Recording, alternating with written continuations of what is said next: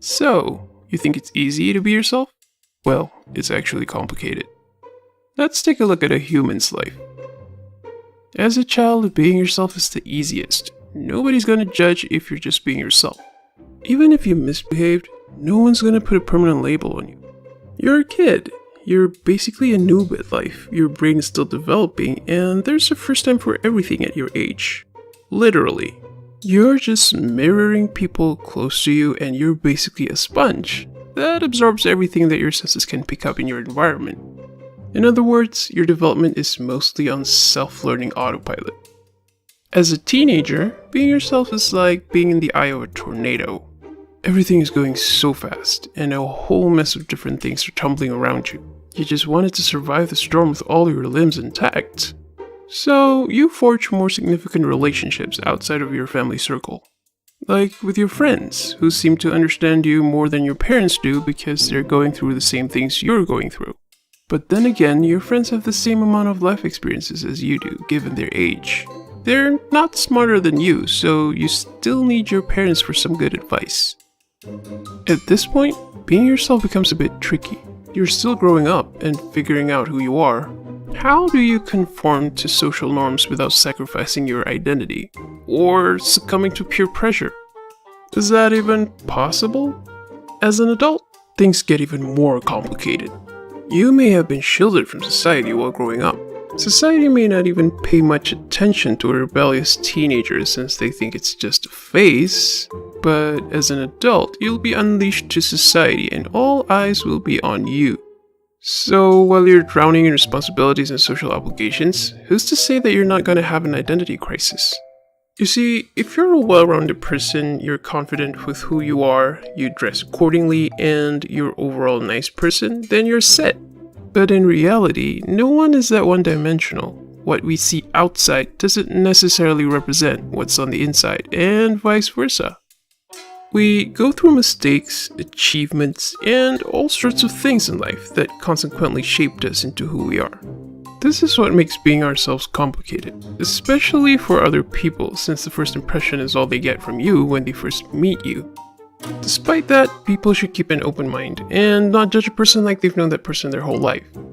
And what about the people who have never known you in person before, but have heard stories about you from other people who happen to know you for about 5 seconds out of your entire existence on Earth?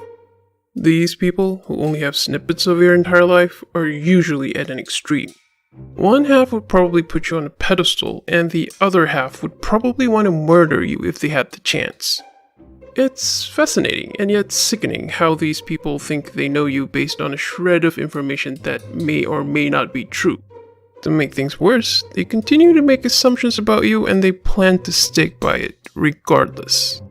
After that, no matter what you do or say is not gonna change their minds about you. It's really weird that they think you owe them an explanation because they misunderstood you while you're just being yourself.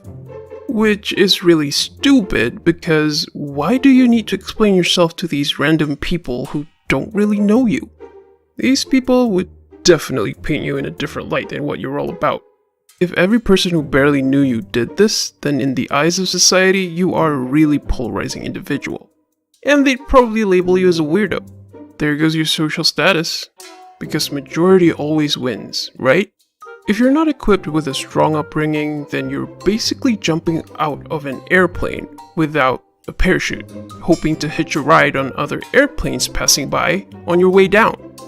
It's like you're freaking out while falling to your death, and society just looks at you and said, "Serves you right for not having a parachute."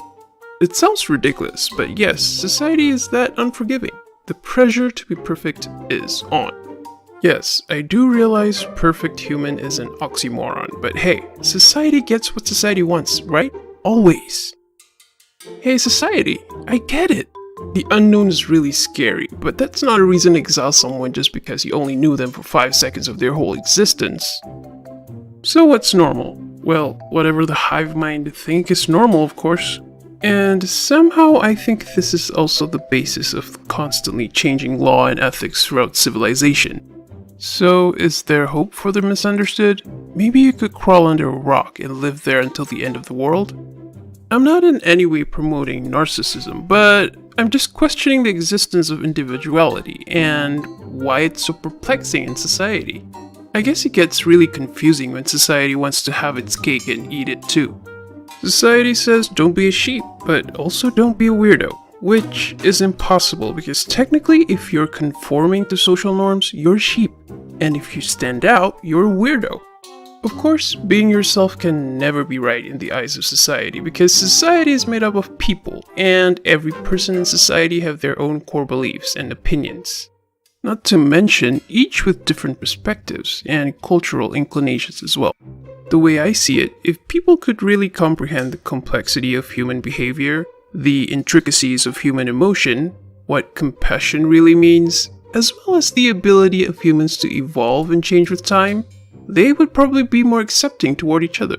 All in all, I think being yourself would mean that you're comfortable with who you are as a person and what you look like, as long as you're not harming yourself, anyone, or anything, and you mind your own business.